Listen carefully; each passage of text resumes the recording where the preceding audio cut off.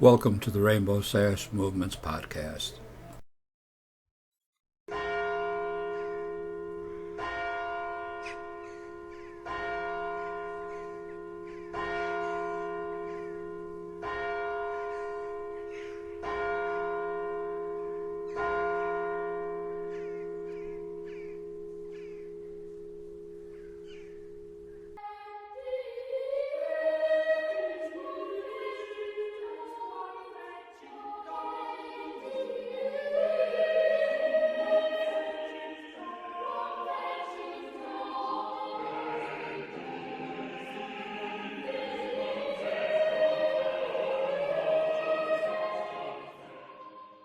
The Vatican heatedly defended Pope Benedict XVI on Tuesday, claiming accusations that he helped cover up actions of pedophile priests are part of an anti-Catholic hate campaign targeting the Pope for his opposition to abortion and same-sex marriage.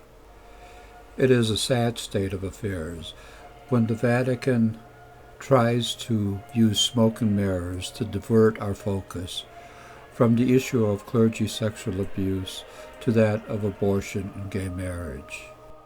The Pope defends life and the family based on marriage between a man and a woman, in a world in which powerful lobbies would like to impose a completely different agenda, according to Spanish Cardinal Julian Hernandez, head of the Disciplinary Commission for the Holy See's officials.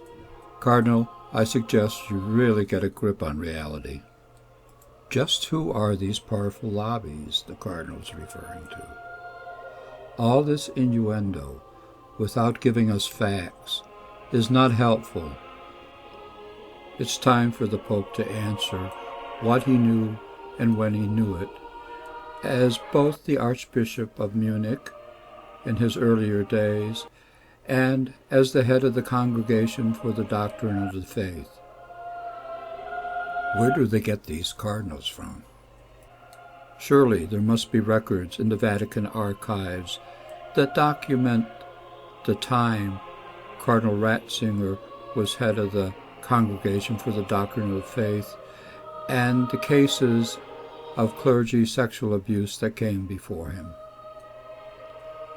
It is time to fess up, Pope Benedict XVI, and it's time for your cardinals and archbishops around the world to start taking responsibility for the part they played in this scandal. Also supporting Benedict's promotion of conservative family models, Cardinal Angelo Sodano says, by now it's a cultural contrast.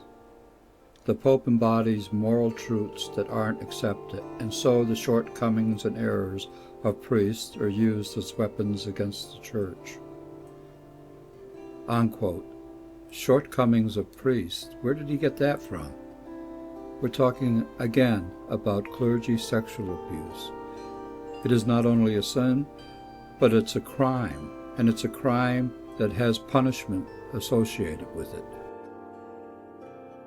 Also rallying to Benedict's side was Italian Cardinal Giovanni Logiolo, who heads the Vatican City-State's government apparatus. The Pope, he said, has done all that he could have against the sex abuse by clergy of minors. Logiolo said on Vatican radio, decrying what he described as a campaign of hatred against the Catholic Church. Did I get that right? This is about hatred against the Catholic Church, not about the victims of clergy sexual abuse?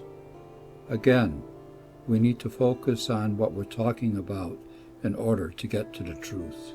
Joe Murray, the executive director of the Rainbow Sash movement, that these comments are diversionary counterattacks that are an affront to both the victims of clergy abuse and to gays and lesbians. Currently, the European scandal is focused primarily in Germany, Italy, Austria, Denmark, and Switzerland. We will keep you updated as this story continues to unfold within the Church and outside of the Church around the world. God bless. We would also like to remind our members and allies that Pentecost Sunday is coming up, and it's time to begin organizing in cities across the nation.